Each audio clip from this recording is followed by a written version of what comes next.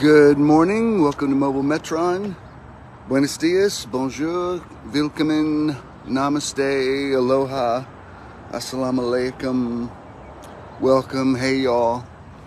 I'm coming down, I'm actually out on a walk this morning, and I just decided to, instead of going in and trying to get set up somewhere, I'm just going to take you along with me on my walk.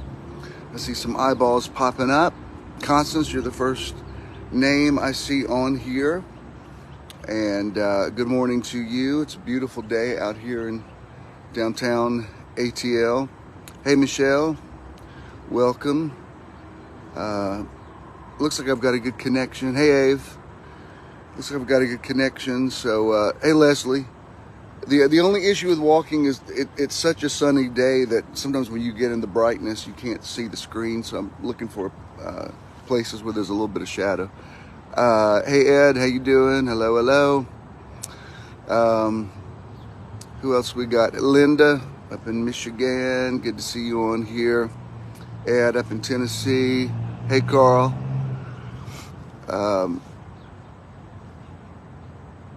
Hey Jason. Good morning. Hey Helen, my friend Helen. I've known her for many years. Howie, hello.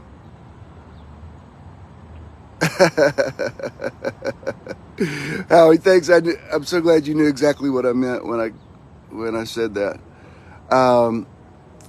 Hey, Jeannie. Good morning. Hey, Danny. Hello. Hey, Galen. Good to see you on here this morning, and hope everybody's having a good day. It's really nice out here. The park's full of people, and I mean, it's nearly idyllic. Like, if you can see right over there, there's daffodils. I'm at the Center for Civil and Human Rights. Hey, Sonia. Hey, Lisa.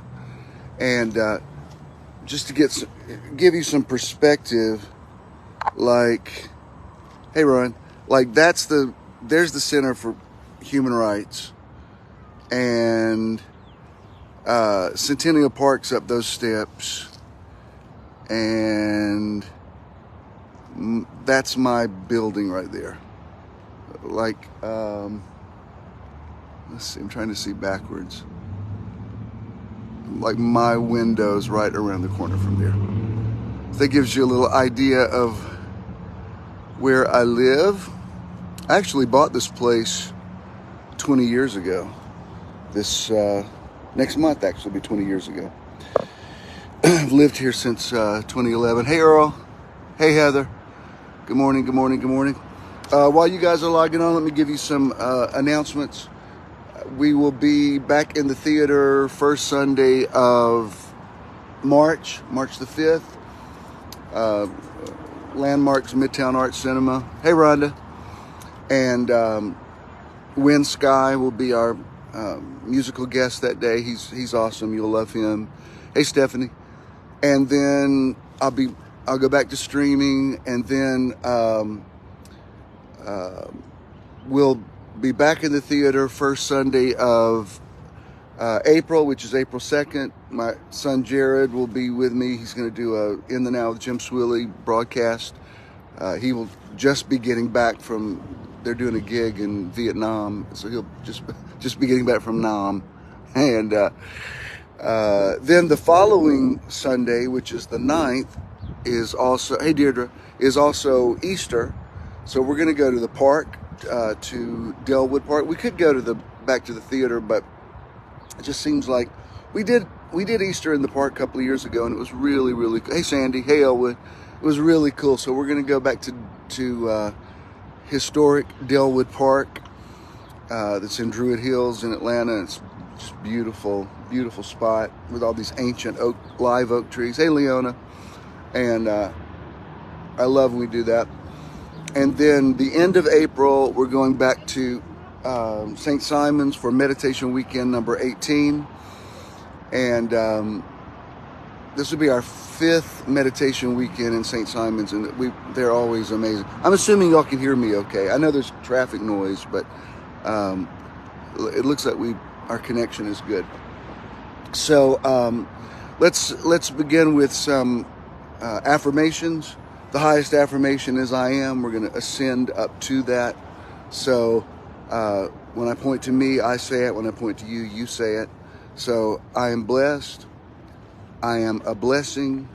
I am. Hey, Will. Good. Thank you, Avery. I am free. I am freedom. Hey, Donnie. I am. I am well. I am wellness. I am. Good. Thank you, Stephanie. I am joyful. I am joy. I am. I am whole. I am wholeness. I am. I am. I feel like saying this. I am prepared. I am preparedness. Hey, Eddie. I am. I am ready. Hey, Kathy. I am readiness. I am. I think I've used those words before. That's a good energy on that. Hey, Romanita. I am healthy. I am health. I am. Hey, Matthew. I am enlightened. I am enlightenment. I am. Hey, Win. I am happy. I am happiness. I am. Beautiful. I never get tired of doing that. It always works. Let's do a little bit of breath work. I love, while those words are still in the atmosphere, I love adding the breathing techniques. So we're going to go in through the nose, hold it, then out through the mouth. Here we go. In, hold, out. Beautiful. In. Hey, Ernie and Leona. Out. Inhale. Exhale. In. Out. I like to do a little bit of breath work before I teach, because it's kind of like cleansing the mental palate to receive the word. So I speak in this atmosphere and I say, let there be light. And I may walk in a minute, but I'm just going to, until I get these first things said, it's going to be stationary. It looks like we've got a good spot. Here. And if somebody asks me to move, I don't think I'm violating any rules by doing this, but if somebody asks me to move, we'll move. But Isaiah chapter 11, it's a beautiful messianic prophecy. It's the whole passage where we get the imagery about when the Messiah comes, that the lion will lay down with the lamb, and it sounds more like a psalm, one of David's writings. But verse 1 of Isaiah 11 says, it prophesies the coming of Jesus, and it says, out of Jesse a root will spring up. Jesse was the father of David, and which is interesting because Jesus was related to David through his stepfather. Like, the reason they went to Bethlehem for the nativity was not because Mary's people were from there, but because Joseph's people were, that's a whole other thing. That's so cute. Your poodle's adorable. I wish the audience could see this poodle with purple hair. Hey, Jackie. Anyway, but verse 2 is what I want to talk about, and he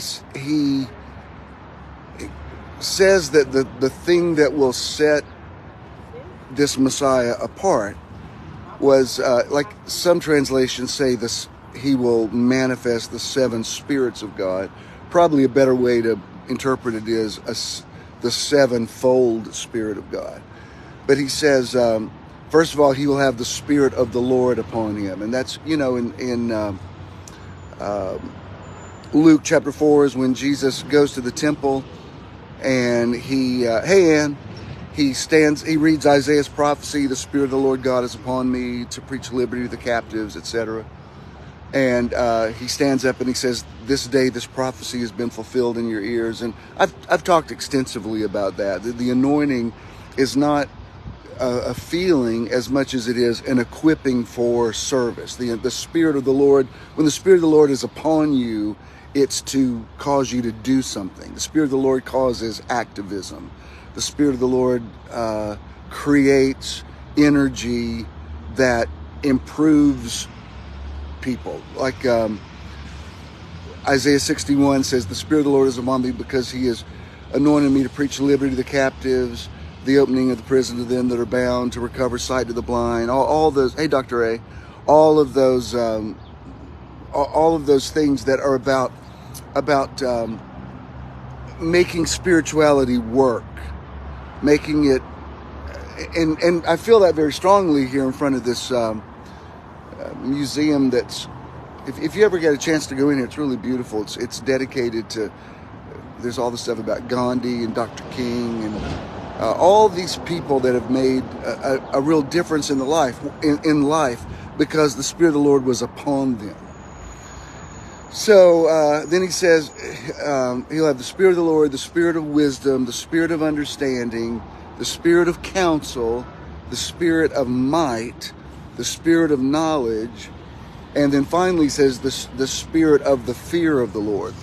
And the idea of the fear of the Lord is definitely been misinterpreted by people who try to take ancient texts and give them and try to understand them through a modern lens. We talk about the fear of the Lord. We're not talking about being afraid of God in the sense of he could hurt me. It's the awe of God. Like, I don't know if kids still say this, but I remember when I was in high school, like if somebody did something really amazing, or if they wore something that everybody was impressed with, or if they accomplished something that was impressive, people would say, oh, scared of you. Like that's when you knew you looked really, really good, is if you wore something amazing to school and people were like, scared of you. And when they said scared of you, it doesn't mean they're like running from you in horror. It means they're awed by your greatness. So when we talk about the fear of the Lord, it's being awed at the mystical. It's being awed at the transformative, being awed at the things that are bigger than you. That's not fear. Like when I go to the ocean, I'm afraid of the ocean, but it's not fear like it's going to hurt me. It could. I mean, if I tried to swim the entire ocean, I'm not going to make it. The ocean's going to win. But I know how to survive in the ocean. However, it's awesome and can be intimidating because it's supposed to be. So I want to talk a little bit specifically about this concept of the Spirit of understanding. I'm not going to reteach my 11:11 from Thursday night, but if you get a chance to listen to it, I think it's maybe one of the most important things I've ever talked about. And some of it I've said before, but let me just run you through it real quick. I said I'm not going to reteach it, and here I go. But I just want to give you a little. It's like when you're binge watching a series on Netflix. When it comes on, there'll be little snippets from the previous episode to remind you this is what happened in the last hour. So Thursday night I was talking about Genesis 1, 2, and 3, which I'm in a lot, always have been, and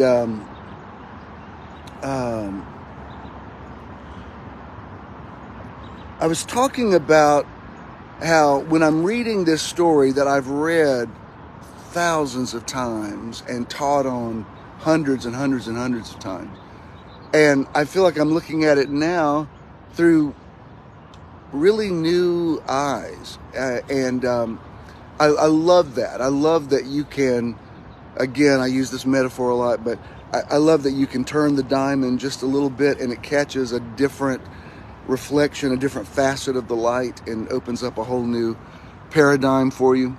Bish flicks. Yeah.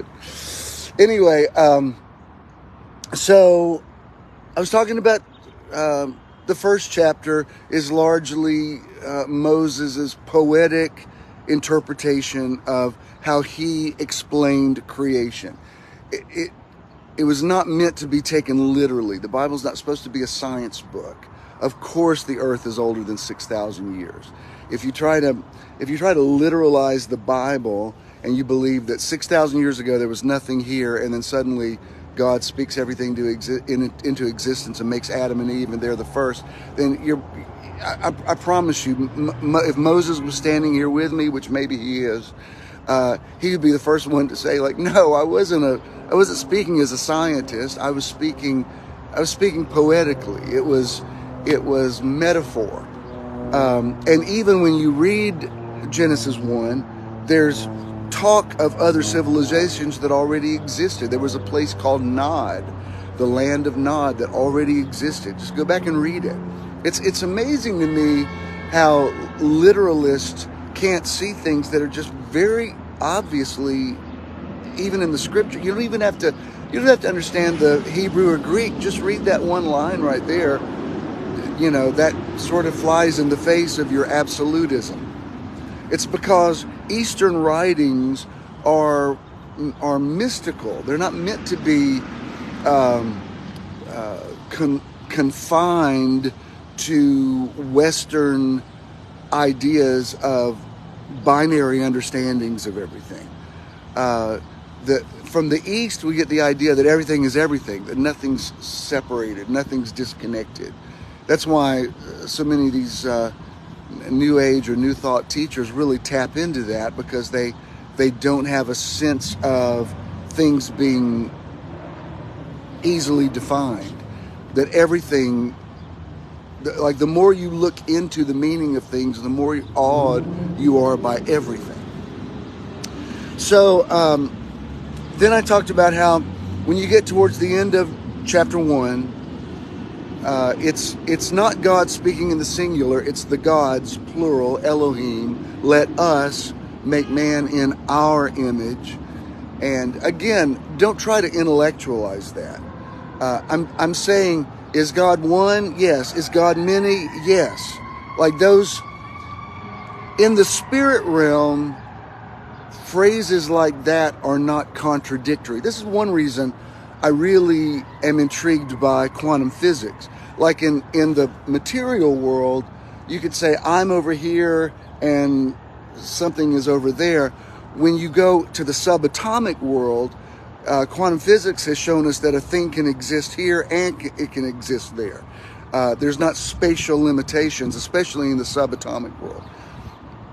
And that's what fascinates the physicists, is that it's like the rules, like in Newtonian physics, what goes up must come down. That's not true in quantum physics. When you look under a microscope and you look at the microscopic world that would be invisible to our naked eyes, there's this whole other rules of up and down and things that are spatial, and you see that everything's connected. So in verse 26 and 27, the Elohim come together as this council, and they say, let us make man, or make people in our image, and let them have dominion over the earth. And they elaborate on the animals, the creeping things, the swimming things, the flying things, which was symbolic of the Creator giving his, her, its creation, or giving their creation a complete dominion over this planet. So then it goes on to talk in chapter 2 about how God speaks light into existence, but then still, he still creates a sun and a moon, even though light already existed. And I didn't mention that Thursday night. But, when you're reading this, like if you'd never heard it before, you think, what? If light already existed, why does there need to be a sun and a moon? It's because it's not either or, it's yes and. By the way, I'm going to speak very, very abstractly today. So you need to come up higher. I'm on a mountain this morning, and the same way that Jesus went up on the mountain in Matthew 5 and waited for everybody to ascend up to him, I'm up here today. So I'm going to say things that might not make sense to the natural mind. So light already existed, but then he creates the sources of light: sun, moon, stars, etc. Then he says, then they say, let us make people in our image. But then out of the created earth, then it begins to speak of God in the singular. The Creator takes dust of the earth and he forms Adam, and he breathes into Adam. It's the Hebrew word N-A-P-H-A-C-H. It's nafach, and it's like he literally inflated Adam. It's like in the same way that you would pick up a float or a balloon and blow into it. God, he picks up Adam like Adam's limp. He inflates him. So when Adam opens his eyes, he has the saliva of God on his lips, because God literally breathed into his mouth. It's like he gave him mouth-to-mouth resuscitation. And so then he brings the animals to Adam to see what Adam will call them, and whatever Adam calls them is what God calls them. So there's an indication that Adam has the say now. Adam determines what's going to happen here. The Creator has created his creation and says, all right, I'm going to show you this thing that jumps up and down and carries babies in a pouch. Which, by the way, I don't think any of this is literal. Please understand, this is a spiritual allegory. But God only says it's a kangaroo if Adam says it's a kangaroo. God only says it's an eagle if Adam says it. So that really indicates why we have this idea of the fall of man, is because Adam called himself fallen, not because the Creator did. The Creator never saw a disconnect between him and his creation. Paul said we were alienated from God in our minds. What we call the fall was a perception. It was a way of looking at things. And Adam saw himself naked, and so God had to call him naked. The only reason, like if you think God's mad at me, the only reason that could ever happen is because you're mad at you. And your perception of God has somehow conflated, and you're bringing curses on yourself because you're going through life with the perception that you're under some kind of curse, but you've actually cursed yourself, because the nature of the creation in you has given you authority that whatever you call a thing is what God calls it. So he brings the animals to Adam, but then he says it's not good that the man should be alone. And you know the whole thing about how he puts Adam into a sleep, and he takes a rib out of him and he creates Eve. Of course, this is not biological fact. This is how Moses was describing his understanding of how things came together. Okay? And dare I say, Moses would probably encourage you to come up with your own creation mythology, your own understanding. One thing I love is one translation I love is in the concordant literal version. They show that in the Hebrew, you know, in the King James it says, "In the beginning God created the heavens and the earth." In the Hebrew, it actually says in capital A, in a beginning, not in the beginning. And so even these ancients who had no concept of things like in quantum physics, they talk about the multiverse or parallel realities. Basically, that's what the writer, if Moses wrote it even, the writer says literally in a beginning. The Europeans came along and they interpreted it as in the beginning, but it's a beginning. So what we read as Genesis 1 is the way Moses imagined it.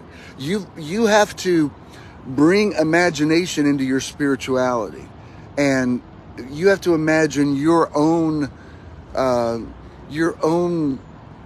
law and gospels, and it's the whole reason why Jesus said it's necessary that I go away. If I don't go away, you'll never use your creativity.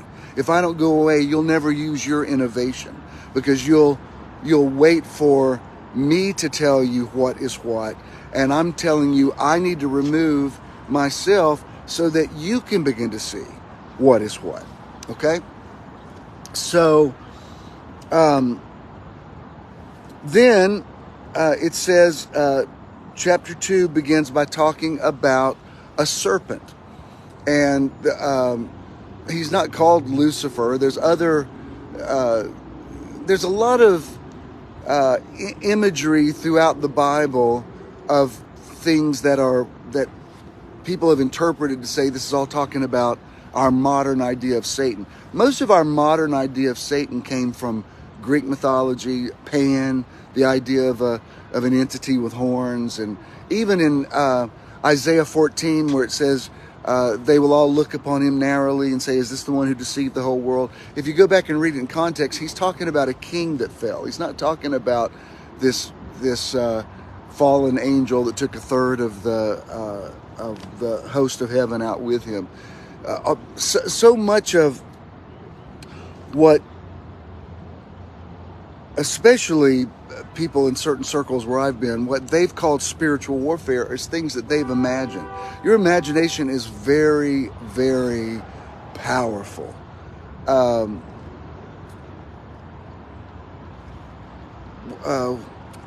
Howie asked me the other day if I'd ever heard of Neville Goddard, and I hadn't until 2 or 3 years ago. Ralph Martin gave me his books. I'd never even heard of him. And when I read some of his stuff, it sounded so much like what I teach. And that's why I know I'm not the only one who sees stuff like this. I know there are people who have come before. But Neville Goddard talks a lot about how God really is your imagination, and the way you image things and really, that's the essence of what Moses is trying to say, where he says, let's create people in our image and let's see what they imagine. Let's see what they bring about. If you've ever been to San Francisco, I love San Francisco. And I remember one time driving across the Golden Gate Bridge.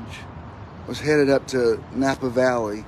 And it's such a beautiful setting there in San Francisco Bay. And you see the mountains there. It's just overwhelming, incredible, awe-inspiring nature. And then right in the middle of it is this amazing architectural feat, the Golden Gate Bridge. It's incredible. It was built back in the 30s, I think 1931, and it's still an architectural marvel. And when you see man's achievement in the context of what we call God, it's just this. I remember just having this moment that was so overwhelming. I had to really snap out of it and think, you're on the Golden Gate Bridge, keep driving. But I just became so awed by the ocean and the mountains. And then how did somebody come up with this technology?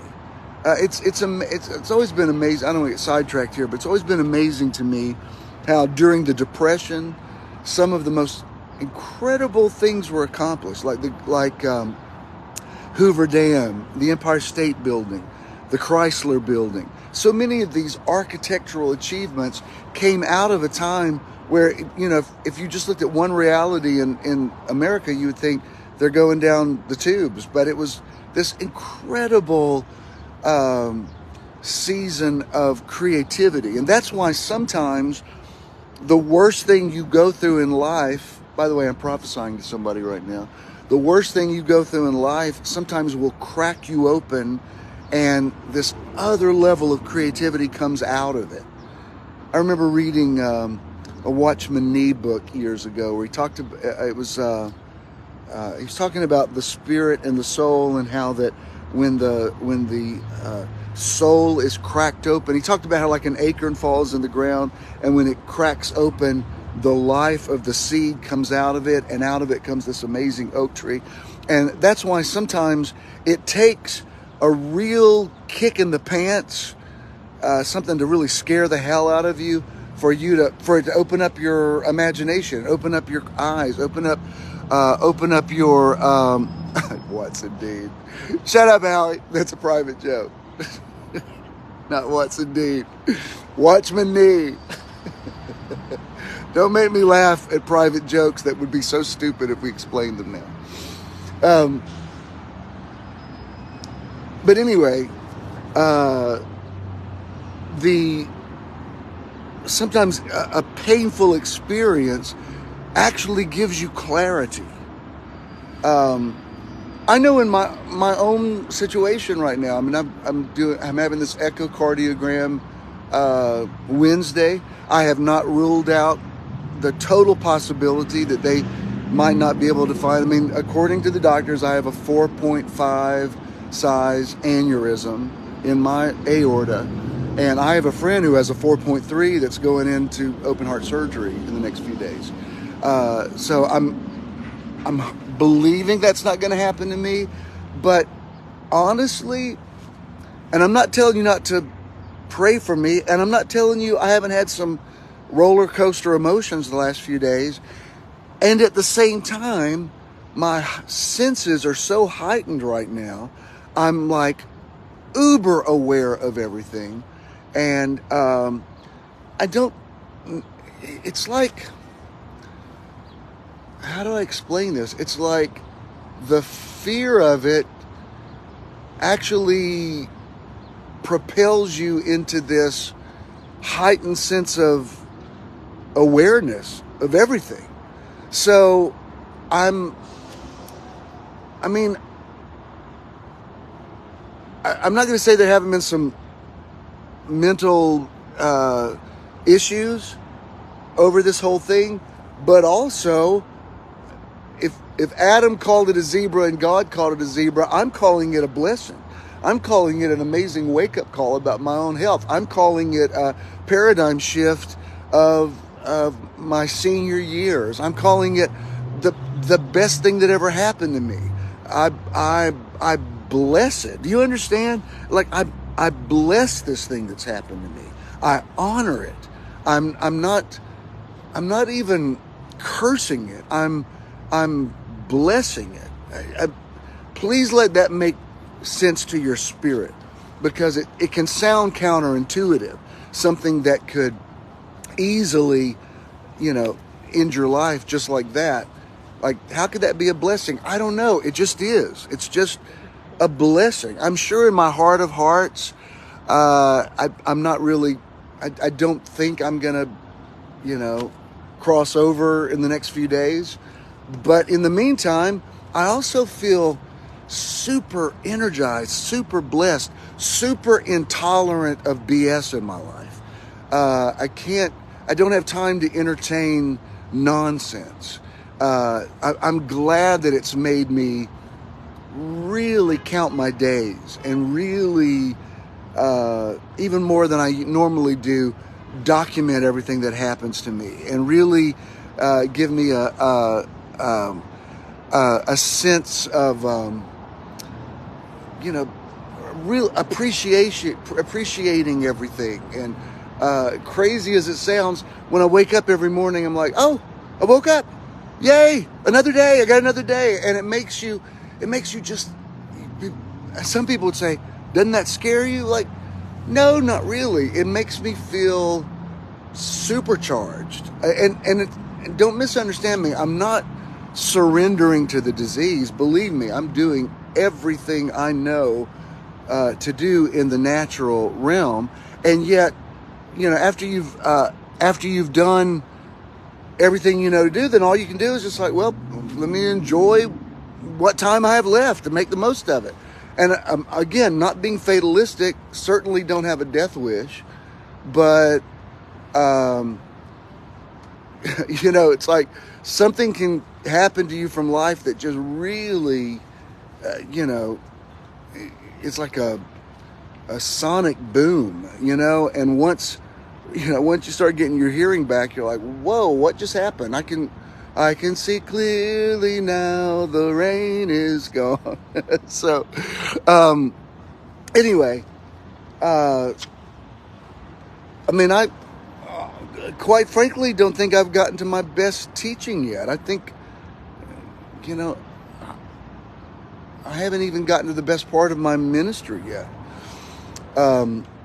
I have still visualized my latter years as being a sage, the guy that people make appointments with, you have to climb up a mountain to talk to the guru. I feel like I'm going to become that guy. Like I'm the guy that, is the old man that has the amazing wisdom that, you've seen that imagery before. You go to meet the guy and he says the thing to you and you're like, when I was in his presence, whatever he said, I want to be that guy. I want to be that enlightened guy that just, I don't know, that, so I still, I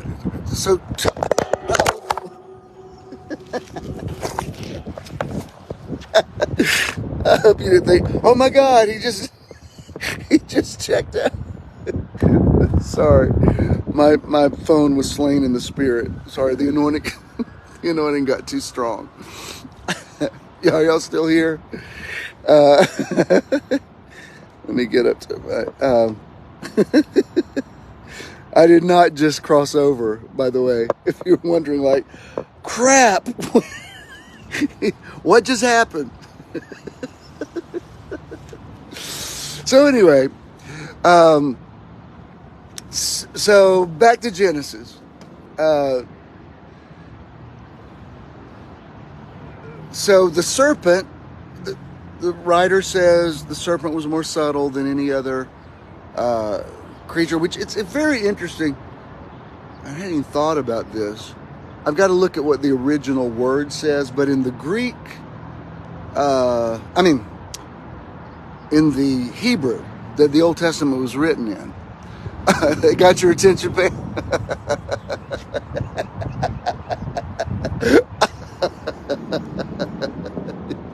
Y'all just thought I crossed over. It was just a trial run. So anyway,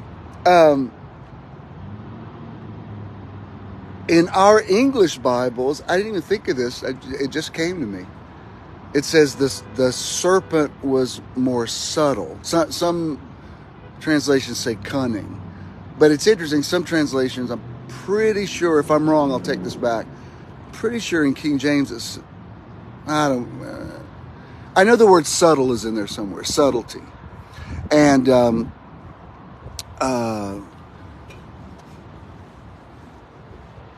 I think there's something to that, because everything about, here's my point. Reading this story, Genesis 1, 2, and 3, which is really the thesis of the entire Bible, it's very like what we call the fall are these very nuanced, tiny little changes. All right, let me get to the point. I've belabored this more than I meant to. The serpent comes to Eve and says, can you eat of anything in the garden? And Eve says, we can eat of every thing that produces fruit in this garden, except for this, the tree of the knowledge of good and evil. because the Creator says that if we eat of it, we'll die. So the serpent says, you're not going to die. The Creator just said that because he knows that if you eat this, you're going to become like him. All right, right there, the answer should have been, what are you talking about? We already are like him. It's like the temptation was already the reality. God had already said, let us make people in our image. So when the serpent says, you won't die, you'll become like him, Eve should have said, we already are like him. What are you talking about? So then she partakes, and she gets Adam to partake. And then it says they were already naked, but suddenly they had a perception that they were naked. Everything about this story is about a tiny little bit of tweaking in perception. He knows you'll become like God. We are like God. If I eat it, I'm going to be naked. I already was naked. Where's the big disconnect? So in chapter 3, the Creator comes to walk with Adam in the cool of the day. And Adam, where are you? Adam hides, sews together. It's not the fig leaf. He was not covering his genitalia for modesty purposes. He was scrambling around trying to cover himself up with limbs and leaves and foliage to try to, create a facsimile of what he thought he had lost, even though he hadn't lost it. And later in the story, the Creator gives them a placebo and slays these animals and puts animal skins on them just to make them feel better. It's the same concept as when you swaddle a baby. It's to make the baby, it's a placebo. It makes the baby feel like it's still securely in the womb. That's what, those skins did not make Adam and Eve righteous. The only thing that made them unrighteous was thinking they were unrighteous. With the heart, man believes unto righteousness. With the heart, man believes. With the heart, man believes unto righteousness. If our heart condemns us, we do not have confidence before God. If our heart condemns us not, then we have confidence. The condemnation doesn't come from God. It comes from our own imagination. It comes from our own heart. All these things you thought God was mad at you about, he never was. It was you scrambling through the Garden of Eden trying to find something to put on. He'd already seen you naked.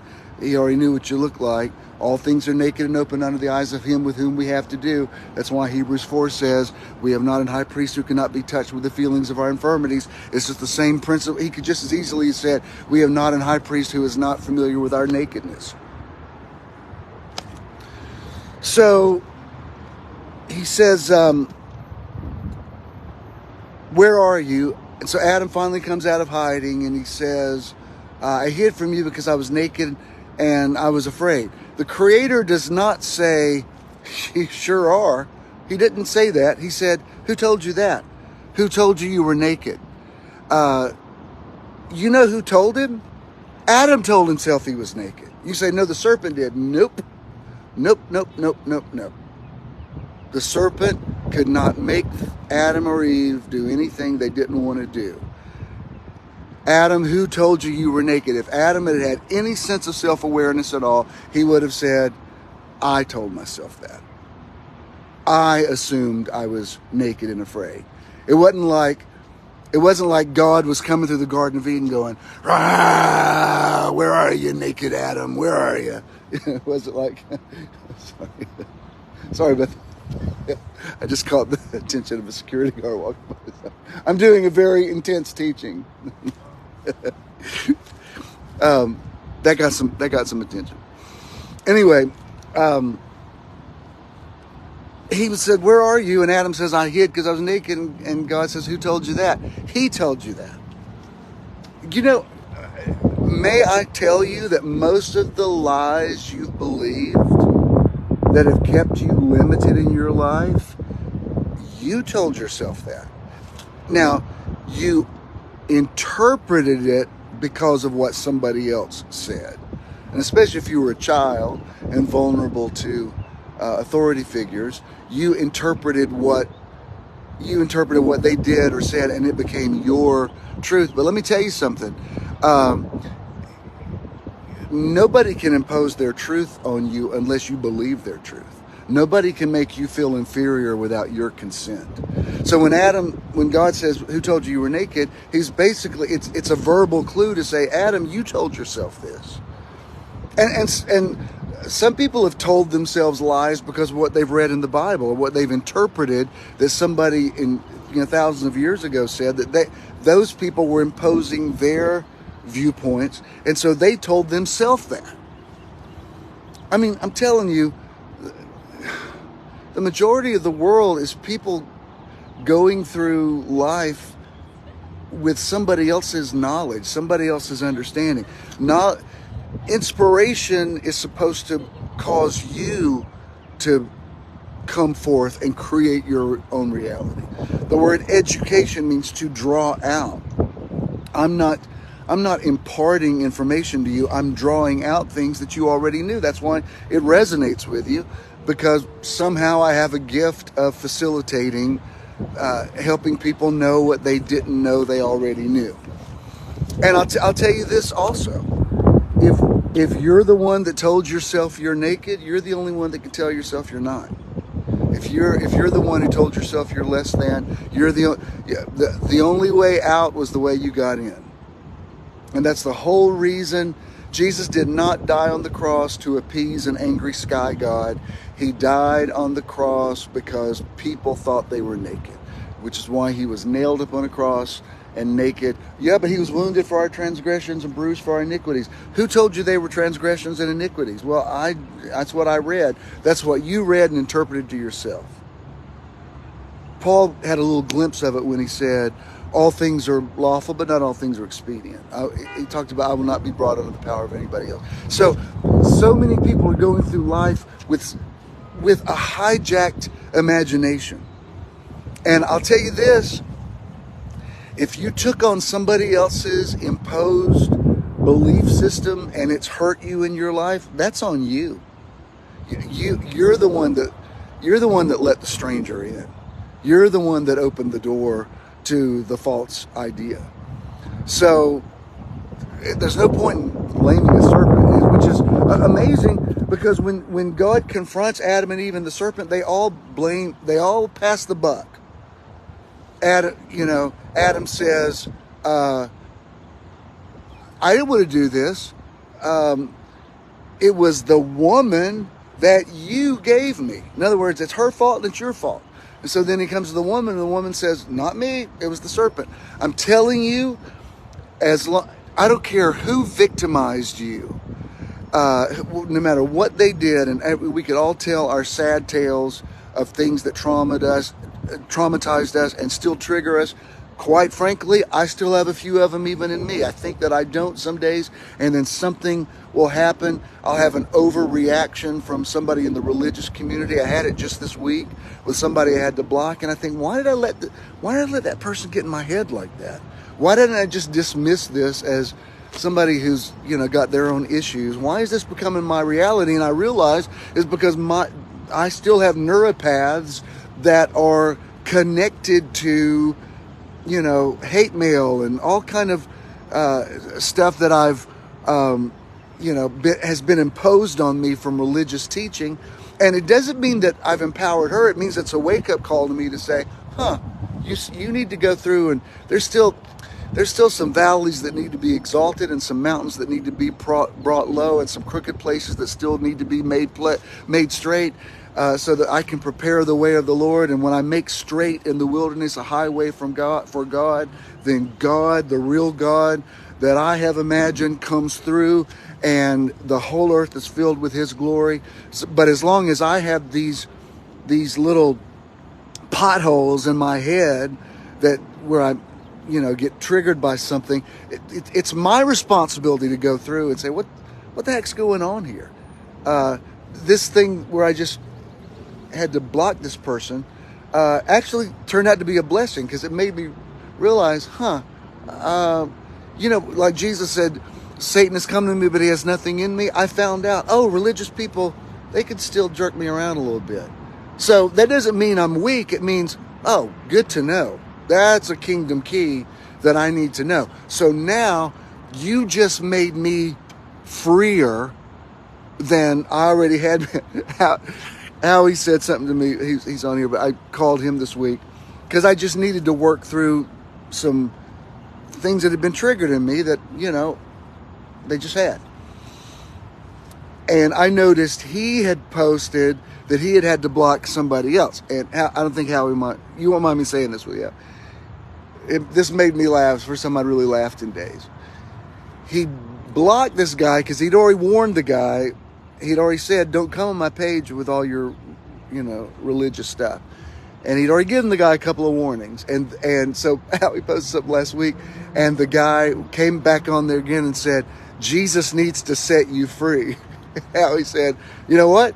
He did come to set me free. And when I hit that delete button and and I blocked him, I set myself free. That's right. That's a deliverance ministry. You don't need to rebuke demons. You just need to block some people in your life who are just wearing you out with their their religious ideas that they've already made their point. Like, I got it. So hit that delete button as much as you need to and saying, I'm so glad Jesus set me free.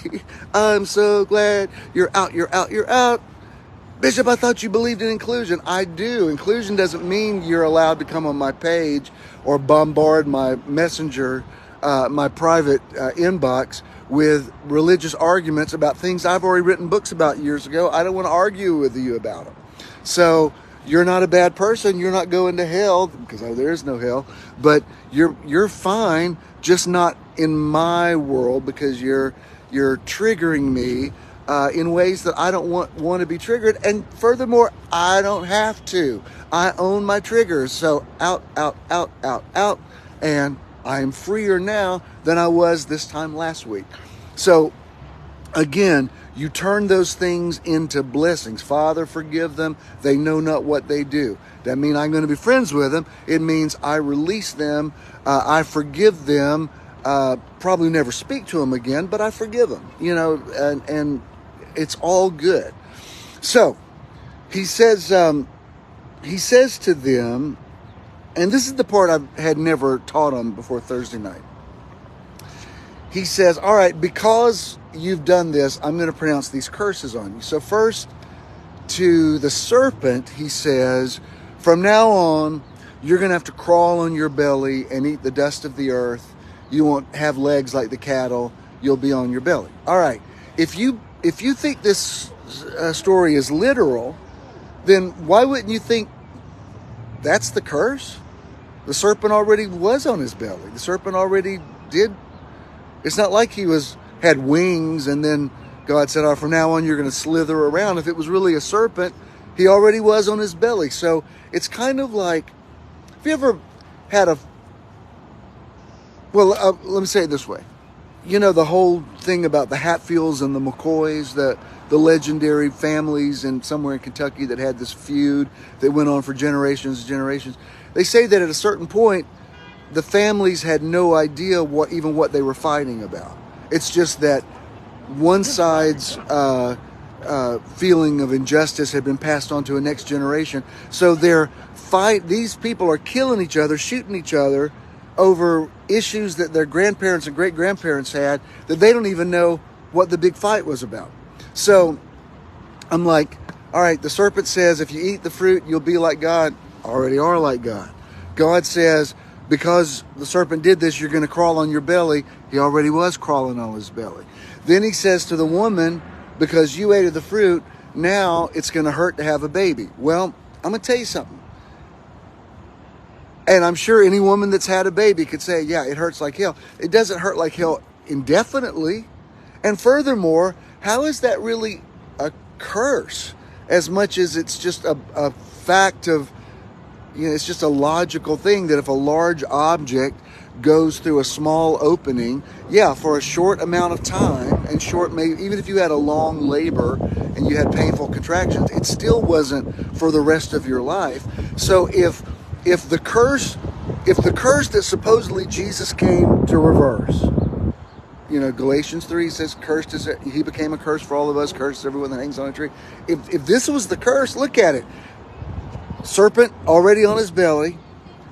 Eve, I'm thinking if they had never fallen, it still would have hurt when Cain and Abel came out of her womb, just because that's going to hurt. Not indefinitely. And in the Gospels, Jesus says that a woman forgets the pain of her childbirth for joy that a person has been brought into the world. So obviously, there are some women that have had multiple children. They knew that it hurt. They went back in for more. So that was it. That was the curse. And then he says to the man, because you've done this, now you're going to have to grow things by this through planting them in the ground and through the sweat of your brow, and you're going to have to work. Well, that's what we all do. I mean, in Genesis 2:15, he had already said he put Adam in the garden to tend and to keep it. So here's the curse. This is what Jesus had to come and die on the cross for, if you take this literally. Because a snake that was already crawling on his belly, he's crawling on his belly. It's going to hurt to have a baby, and yard work makes you sweat. That's it. When people say, no, the curse was being lost eternally and going to hell. Where do you see that in the Genesis story? It says, in the beginning, God created the heaven and the earth. It doesn't say he created the heaven and earth and hell. Hell was imagined. It was imagined for, by people who wrote these things later on. In the original Genesis story, no, this is all misperceptions of things that were already reality. Jesus says, if there's any way, let this cup pass from me. And apparently there was no way for it to pass from him. So because people had believed something for so long that was so wrong, he had to make a public display of it. Like, I'm going to show you something really dramatic. I'm going to die on a cross. It's not permanent. I'll be back in 3 days. But if this is what it takes to get you to think differently about yourself and stop condemning yourself, then so be it.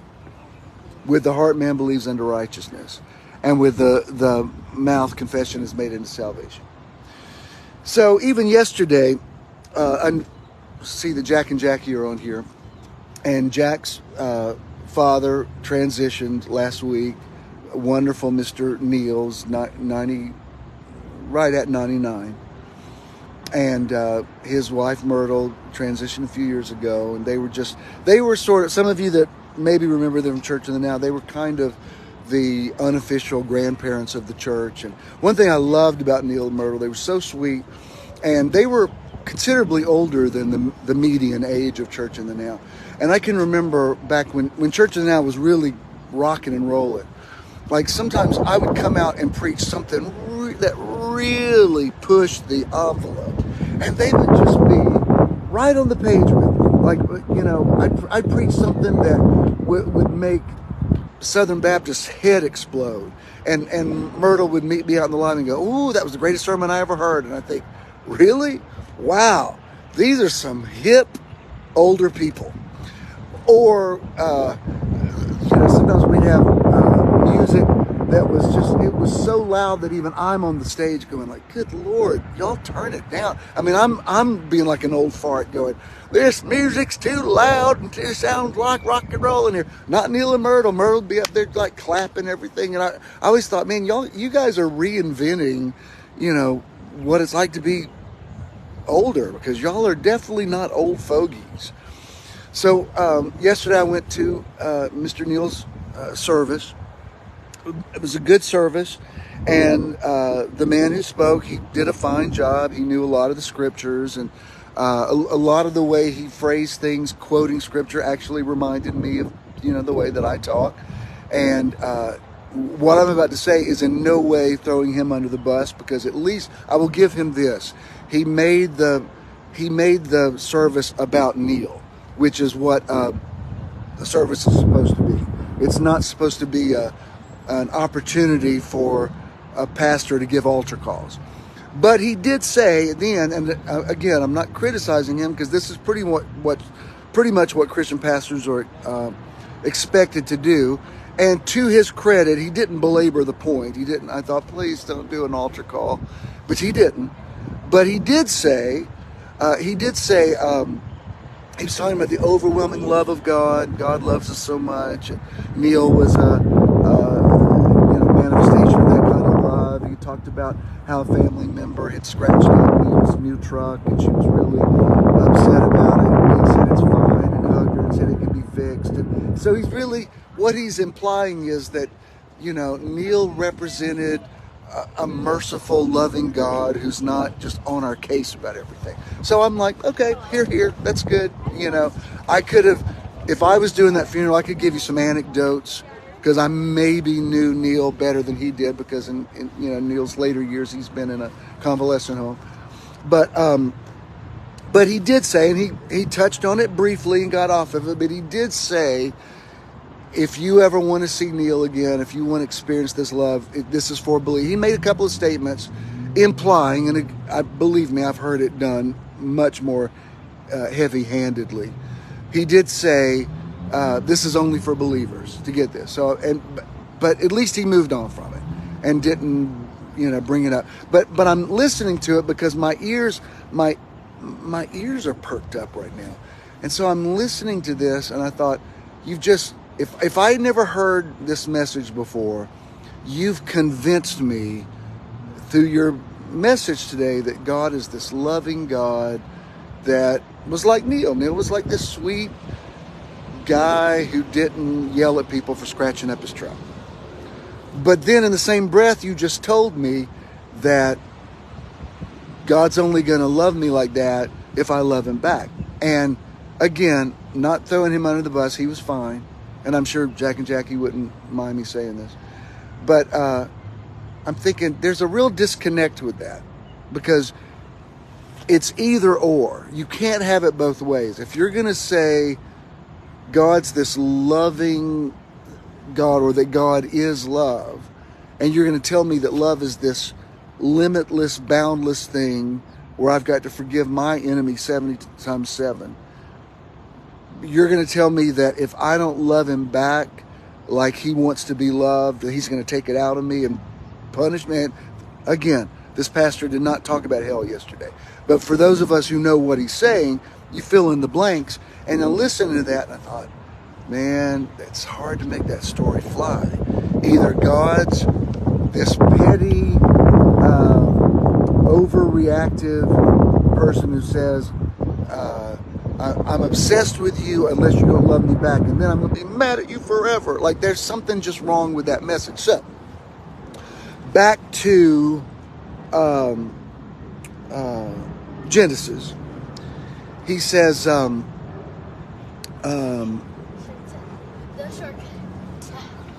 this is the curse. Then he says, we've got to remove the man from the garden lest he says, now the man is like one of us, knowing good from evil. And when I read it, I think, you already said he was like one of you. Why is this a revelation? You already said, let us make people in our image. So I could argue the point that the tree of the knowledge of good and evil made him more like God.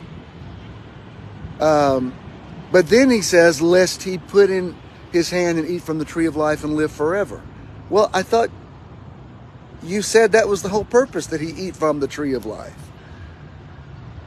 And then it says he ousted them from the garden, but he puts an angel, a cherubim, with a flaming sword that guards the way to the tree of life. He does not say to keep them out of the Garden of Eden. It's the way. Here, listen to me. The ministry is showing people the way to the tree of life, not giving them ultimatums about being kicked out of the garden. And therein lies the difference. So my point in saying all this, I'm walking upstairs now. My point in saying all this is all this stuff about the fall and what we think sin is, it seems like it just came out of a sense of misunderstanding and misperceptions. Oh, yeah, I can't say. Hey, Win, could you just give me about 5 minutes, Win? If you'll just die down, that would be awesome. It's a gorgeous day out here, by the way. But anyway, so I guess the main thing. Let's see if I can get in a doorway somewhere and block this off. Oh, you know what? I could do this. I'm about to finish. I went up the stairs. Now I'm going down the stairs. Back to my original text in Isaiah 11. We talks about the seven spirits of God, and this is really the main thing I'm going to say today, is the spirit of understanding. And when your eyes and ears are open and your mind is open, you find a place of understanding that you didn't know was possible. You know, I'm not a football fan, but I always watch the Super Bowl. I mean, it's a big cultural event, and Ken was here last Sunday, and we watched it, and I'm always amazed at. But by the way, I'm inside this sculpture. Like, that's one side of the sculpture, and there's the other. So maybe this will block a little bit of the wind off. I thought it was a great game. I was into it. I mean, I wasn't even switching the channels. I watched all the commercials.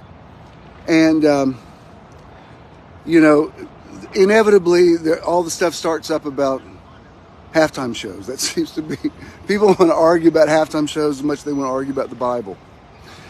And quite frankly, I've never seen, I guess because I've always been on the production end of things, I've never seen a halftime show that I thought was horrible. I mean, I'm always amazed at what they're able to do. You know, I looked at Rihanna floating up there on those platforms they had suspended, and I'm thinking, she's fearless. Like, good Lord, that's amazing they're able to do that. Wind, please, give me a second. This might have brought the wind up even more. Let me go in here. Hang on, because I want to make this point. Let's see if it's blocked off here. Yeah, maybe that's better. So, is that better? Okay. You spin me right around.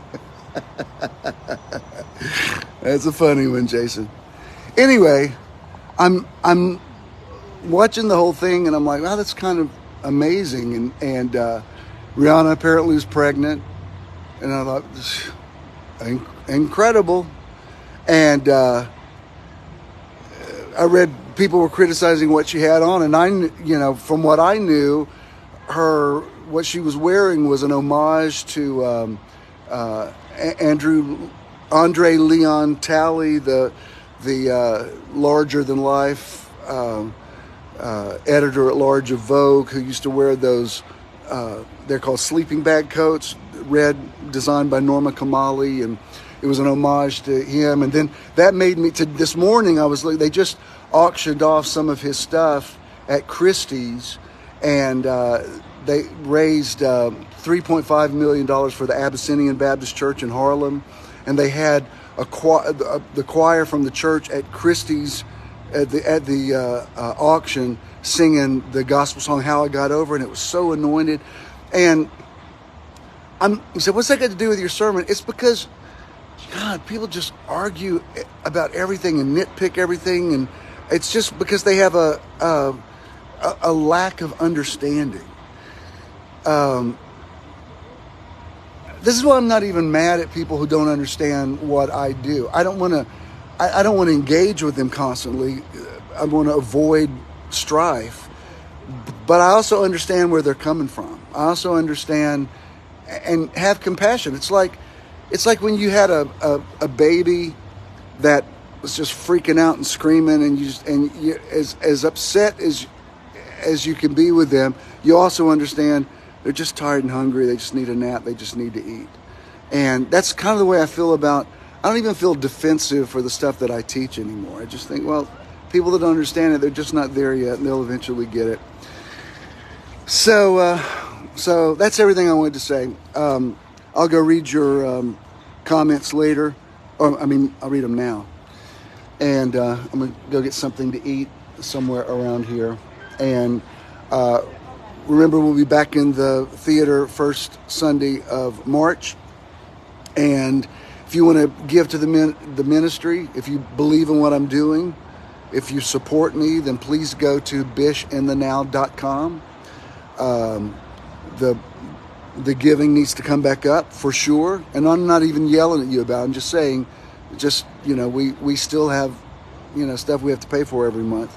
So please do that. If you need your statement for charitable donations for your income tax, you can get that there too. Bish, like short for Bishop, bishandthenow.com. And if you want to give to me personally, I have all the cash apps, and I always appreciate it and thank you for it. And I just pray for your understanding. And I'm curious to hear what you think about today. And I'll be back for more later. Peace.